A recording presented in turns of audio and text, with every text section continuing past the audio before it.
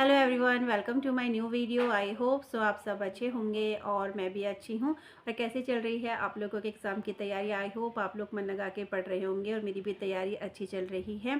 और जैसे कि कल मैंने एक वीडियो डाली थी जिसमें ये था कि जो एग्ज़ाम की डेट है वो आगे बढ़ाने की बात हो रही है। और अभी जो है आचार संहिता लगी हुई है, तो अब देखते हैं चुनाव के बाद क्या फ़ैसला आता है क्या नहीं। जब ये फ़ैसला आगे जाएगा, जब ये मामला जो है आगे जाएगा और उस पे जो फ़ैसला होगा वो तभी के देखा जाएगा। पर लेकिन हमें जो है अपनी तैयारी नहीं छोड़नी है, कंटिन्यू आप लोग अपनी पढ़ाई करते रहिए और ऐसी न्यूज़ें आती रहेंगी। और स्क्रीनिंग हटता है तो अभी तो मुझे नहीं लगता कि इस वाले एग्ज़ाम में हटेगा। और अगर स्क्रीनिंग हटेगा तो इंटरव्यू होना तो है ही। अगर स्क्रीनिंग हटता है तो इंटरव्यू होगा, और इंटरव्यू होगा तो सिलेक्शन उन्हीं लोगों का होगा जो मतलब ये कि जो एग्ज़ाम में जिनके कम मार्क्स हैं ना, लेकिन इंटरव्यू में वो पता नहीं कैसे क्वालिफाई हो जाते हैं। और जो हाई मार्क्स वाले होते हैं वो इंटरव्यू में भी रह जाते हैं। तो कहीं ना कहीं वहाँ पे जो है धांधली देखने को तो ज़रूर ही मिलेगी। और वैसे भी ग्रुप सी के एग्ज़ाम में वैसे इंटरव्यू नहीं होता है। तो अब देखते हैं स्क्रीनिंग हटेगा या नहीं हटेगा, वो बात की बात है। लेकिन अभी के लिए हमें अपनी तैयारी करते रहनी है। जब तक कि एक सटीक फ़ैसला नहीं आता तब तक अपनी पढ़ाई को नहीं छोड़ना है बिल्कुल भी। और आजकल जो है मैं अपनी तैयारी में उत्तराखंड वाला तो उसके कुछ पार्ट्स मेरे रह गए हैं, तो अभी मैंने उसे ब्रेक कर दिया क्योंकि काफ़ी टाइम से मैं उत्तराखंड ही पढ़ रही हूँ। तो थोड़ा अपने माइंड को सेट करने के लिए, मतलब थोड़ा वो पढ़ाई बोरिंग ना लगे, तो अब मैं ज़रा करंट अफेयर्स पढ़ रही थी और उसके कुछ क्वेश्चंस मैं डालती भी रहती हूँ जो मुझे काफ़ी अच्छे भी लगते हैं। और ये रहता है कि जब भी मैं मोबाइल खोलती हूँ तो एक बार उन पर दोबारा से नज़र मार लेती हूँ, मुझे वो इम्पॉर्टेंट लगते हैं, इसलिए मैं अपने कम्युनिटी पेज में डालती रहती हूँ। वो करंट अफेयर्स की हैं।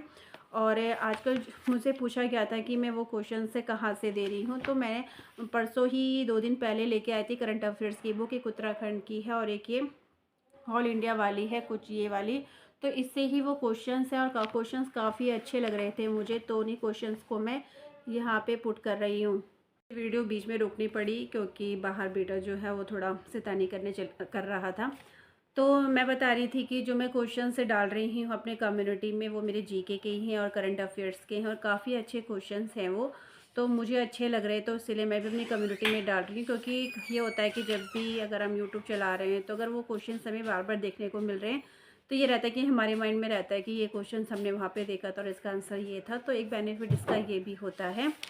और काफ़ी, अगर आप लोग भी करंट अफेयर्स की बुक्स लेना चाहते हैं तो ले सकते हो और काफ़ी अच्छे क्वेश्चंस हैं इसमें, तो मुझे अच्छी लग रही है फ़िलहाल अभी ये पढ़ने में। और जब हम एक सब्जेक्ट से थोड़ा सा बोर हो जाते हैं ना तो हमें एक चेंज कर देना चाहिए सब्जेक्ट, मैं यही कहूँगी।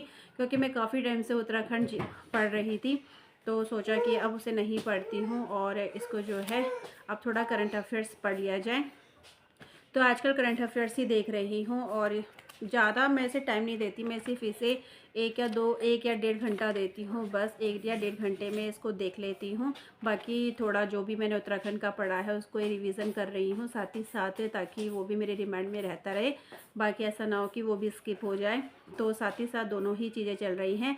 बाकी मुझसे क्वेश्चन पूछा गया था कि मैं जीके के लिए क्या देख रही हूँ, तो जीके के लिए मैं ल्यूसेंट की बुक ही देखूँगी, वो मेरे पास है। और वो बुक जो है मतलब जहाँ मेरा रूम है वहीं पे है वो बुक। और अभी मैंने पढ़ा कुछ नहीं है, पहले कभी देखा होगा तो पता नहीं, पर अभी मैंने उसका कुछ भी नहीं पढ़ा हुआ है। क्योंकि मैं जो मेरा वीक सब्जेक्ट है उसके पीछे मैं अगर काफ़ी टाइम वक्त बिता दूंगी तो ये है कि ना ही वो अच्छा होगा और ना ही जो सब्जेक्ट मैं अच्छे से कर सकती हूँ वो मुझसे अच्छे होंगे, क्योंकि वो चीज़ें मैंने कभी नहीं पढ़ी है और मेरे लिए वो टफ़ होती है।